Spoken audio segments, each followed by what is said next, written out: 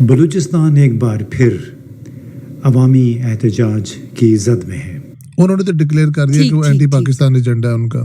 اور آج حال ملک کا یہ ہو چکا ہے کہ ہم خانہ جنگی کے بالکل دہانے پہنچ چکے ہیں. ملک کھوکھلا ہو چکا ہے. ایک امیج بنایا جا رہا ہے کہ گوادر میں انویسٹمنٹ نہیں کرنی, بلوچستان نہیں سوچنا. وہ محروم بلوچ جو کچھ دیر پہلے تک جس سے دھکے بھی کھائے جا رہے تھے, جس سے گالیاں بھی کھائی جا رہی تھیں, اور جس سے وردی بھی پھڑوائی جا رہی تھی, جس سے آنکھیں بھی پھڑوائی جا رہی تھیں, ان کو بڑے آرام سے اٹھا کے اور پولیس کی وین کے اندر ڈال کے گرفتار کر لیا گیا. یہ لاپتہ افراد پہ توجہ مرکوز کرانا, ان کے اہل خانہ اپنے جوانوں کی تلاش میں ہیں. بہت سے لوگوں کا کوئی سراغ نہیں ہے, کوئی بھی نہیں جانتا کہ وہ زندہ بھی ہیں یا نہیں. اس وقت کشمیر میں کچھ عرصہ پہلے پروٹیسٹ ہوئے, بل جلائے گئے, بدامنی ہوئی. گلگت میں شیعہ سنی فساد مچا دیا گیا. بلوچستان میں کیا ہو رہا ہے آپ کو بتا دیا. کے پی میں کیا ہو رہا ہے, فاٹا میں آپ کو بتا دیا, ایکس فاٹا میں. یہ پاکستان کے پاس اگر آج پیسوں کی تھوڑی کمی ہے تو اللہ نے ہمیں ایک ایٹمی طاقت بنایا ہے. کئی مسلمان ملک ہیں جو خوفزدہ ہیں, گھبرائے ہوئے. نئے عالمی نظام میں جنگیں آ رہی ہیں, ان کو اپنے تحفظ کے لیے ہتھیار, اسلحے اور ایٹمی طاقت کی ضرورت ہے. یہ ہے وہ اسٹرانگ ڈپلومیسی جو ہم کریں گے. مسلمان ملکوں کے ساتھ ڈیفنس الائنسز بنائے. پاکستان ان کو نیوکلیر امبریلا پرووائڈ کرے. پاکستان مسلمان ملکوں سے کہے کہ تم پر اگر حملہ ہوتا ہے تمہاری حفاظت پاکستان کرے گا. آپ نے سب سے پہلے گھبرانا نہیں ہے. بحیثیت قوم ہم اس کا مقابلہ کریں گے. کہ آج پورا پاکستان چیخ رہا ہے. کوئی بجلی کے بلوں پر رو رہا ہے, کوئی مہنگائی پر رو رہا ہے, خودکشیاں ہو رہی ہیں بھوک اور بجلی کے بلوں کی وجہ سے. پاکستان میں اب کی دفعہ جو انٹرونشن ہونی ہے مسلمان سپہ سالاروں کی جانب سے, وہ ڈیسائسو ہونی ہے, فیصلہ کن ہونی ہے. سسٹم کو ریسٹور کرنے کے لیے نہیں, سسٹم کو تبدیل کرنے کے لیے.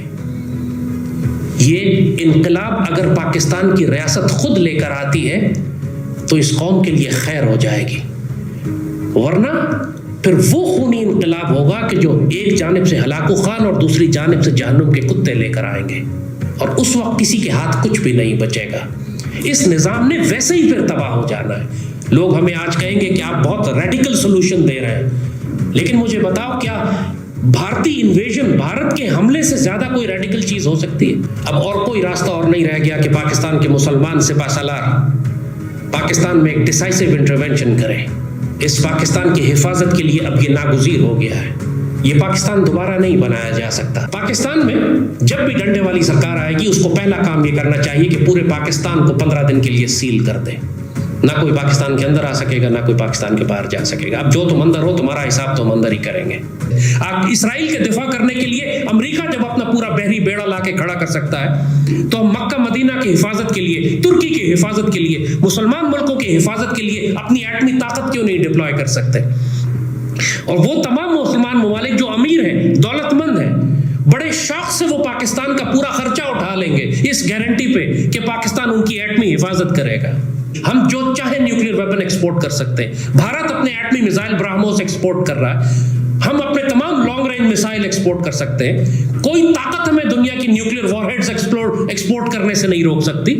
پولیس نے آنسو گیس کے شیل بھی پھینکے اور جس سے متعدد لوگ زخمی بھی ہوئے. اس موقع پر کوئی 20-25 کے قریب لوگوں کو گرفتار بھی کیا گیا. یہ مقامی ذرائع کی اطلاعات ہیں, اس کی تصدیق سرکاری طور پہ نہیں ہو سکی کیونکہ میڈیا میں تو عملاً بلیک آؤٹ ہے. کسی بڑے اخبار, کسی بڑے چینل میں یہ خبریں نہیں جاری کی گئی.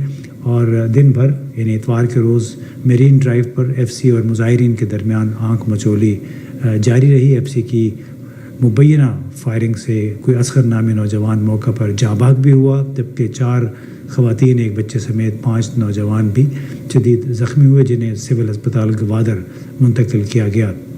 سول ہسپتال کے ذرائع کے مطابق ان کے پاس 10 سالہ قمر عثمان اور محمد حسین ولد نواز اور اس کے علاوہ کچھ اور لوگ زخمی حالت میں لائے گئے, جنہیں ابتدائی طبی امداد کے بعد گوادر ڈیولپمنٹ اتھارٹی اسپتال منتقل کر دیا گیا. پاکستان جلدی کہیں ایکٹ نہیں کرتا, ٹھیک ہے, تو یہ بھی ایکسٹریم ہمیں دھمکی ملی تھی کہ اگر آپ نے اس کو نہیں کیا تو پھر ہماری طرف سے نہ ہی سمجھیے گا, ساڑھے والوں پھر بس نہ آ جائیں, ٹھیک ہے. پھر جا کے بلوچستان حکومت نے وفاق نے ظاہر بلوچستان حکومت کو کہنا تھا کہ پہنا ہے اے والا کام ہوا ہے, ठीक है कर लो इनको। तो वो जब उनको पकड़ के डाल दिया गया ट्रक के अंदर और फिर वो वहां से रुखसत कर दिया गया, वो रुखसत होते वक्त भी पाकिस्तान के खिलाफ नाराजन थी, तो इसके बारे में हम क्या कहें अब। लेकिन कोई बात नहीं, पाकिस्तान का तो इससे कुछ नहीं बिगड़ेगा ना, आप खुद ही बेनकाब होंगे और आप खुद बेनकाब हुए। अब गवादर जाने वाले काफिले पर जो मस्तूंग में वाक़या पेश आया, जिसका अभी पहले मैंने जिक्र किया, वो भी बड़ा नाखुशगवार था, क्योंकि उसकी वजह से मेन शाहराह भी बंद हुई। फिर ज़ाहिर है तशद्दुद, जब जज्बात भड़कते हैं तो मालूम नहीं पड़ता कि कौन उसमें शरारत करने वाले लोग भी हैं जो कि फिर हवा देते हैं तमाम मामले को, और जिसके नतीजे में फिर फायरिंग इल्ज़ाम यह है कि एफसी ने की। अब मालूम नहीं एफसी ने इब्तिदा किया, क्राउड में से किसी ने उस गोली चलाई, लेकिन बहरहाल जब उन्होंने बसों को, ट्रकों को, वैगनों को रोकने की कोशिश की तो ज़ाहिर है उस पर लोगों ने शदीद गम और गुस्से का इजहार भी किया। बड़ी नाखुशगवार सूरत हाल है। उन्होंने डॉक्टर मारंग बलोच ने यह भी इल्ज़ाम लगाया कि बलोच ख़वातीन की चादरों को खींचा गया, उन पर आंसू गैस के शेल फेंके गए, और आज बलोच कौम उस मकाम पर है जहाँ पे उनको सोचना है कि हमें आगे कैसे बढ़ना है।